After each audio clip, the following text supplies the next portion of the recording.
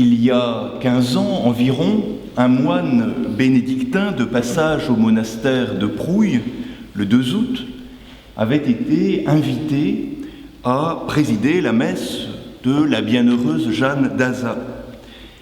N'ayant pas pris le temps de lire la brève notice du missel, le moine s'est aventuré à parler de la bienheureuse Jeanne de Gaza, Gaza en Palestine.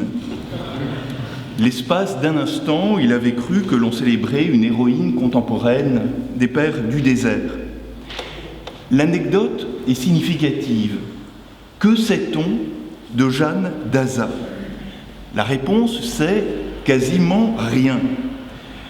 Depuis plusieurs dizaines d'années, article après article, notre frère Simon Tugwell déconstruit la légende de Saint-Dominique, un peu comme on aurait pu arracher dimanche dernier les plumes du paon sur l'île enchantée des franciscains. Jeanne d'Aza a fait les frais de cette critique historique.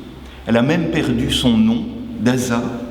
Il ne lui reste aujourd'hui que 2 choses certaines, son prénom, Jeanne, et une réputation de générosité envers les pauvres, attestée par Rodrigue de Serrato. Tout le reste est parti en fumée. Alors, que nous apporte cette célébration liturgique ? Pourquoi une mémoire de la bienheureuse Jeanne d'Aza ? Eh bien, paradoxalement, cela a de l'importance. Cette mémoire a de l'importance. Outre l'intercession d'une sainte femme, ce qui n'est pas rien, cette célébration liturgique nous apporte la certitude que ce que nous appelons, entre guillemets, Dominique, Saint-Dominique, n'est pas une idéologie, n'est pas le nom d'une certaine idée de la prédication, de la vie apostolique, mais qu'il s'agit d'un homme de chair et d'eau, né d'une femme en Castille, vers 1174. Si Dominique a une mère, c'est qu'il a une histoire, c'est qu'il est dans l'histoire. Et c'est cette histoire qui est vraie, c'est cette histoire qui est réelle, qui nous intéresse. Je m'explique. Quand nous parlons de Dominique, de Saint Dominique, nous parlons en fait volontiers de la conception que nous avons de lui, de la conception que nous nous faisons de la vie dominicaine aujourd'hui. Les biographies écrites par Lacordaire, par le père Jarrett, par le père Vicaire, nous apprennent au moins autant de choses sur Lacordaire, sur Jarrett ou sur Vicaire que sur Saint Dominique.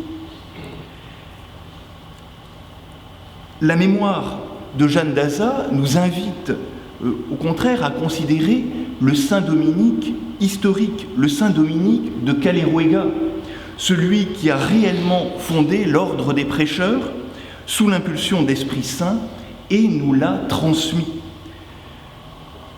Il nous l'a donné comme notre héritage, comme notre patrimoine. Nous ne fabriquons pas l'ordre, nous le recevons tel qu'il nous a été donné depuis Saint Dominique.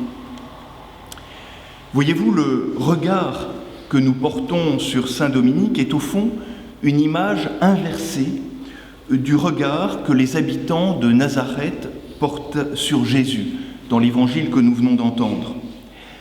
Parce que les habitants de Nazareth connaissent bien la mère de Jésus et ses cousins, ils n'arrivent pas à reconnaître en lui le Verbe fait chair.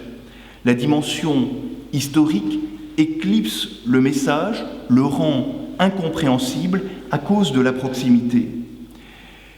Parce que nous sommes attachés au message de Saint Dominique, nous négligeons souvent la réalité de son ancrage historique et nous sommes conduits à façonner, à cause de cela, le message qui nous convient. Nous sommes conduits à nous donner la mission qui nous plaît. Le regard juste consiste à examiner ce qu'a fait exactement Dominique. pas ce qu'il aurait pu faire selon nous, mais ce qu'il a fait. Si nous avons le courage de connaître cette histoire, de connaître notre histoire, nous aurons plus de force pour mener le combat évangélique. C'est ce que nous demandons par l'intercession de la bienheureuse Jeanne d'Azat.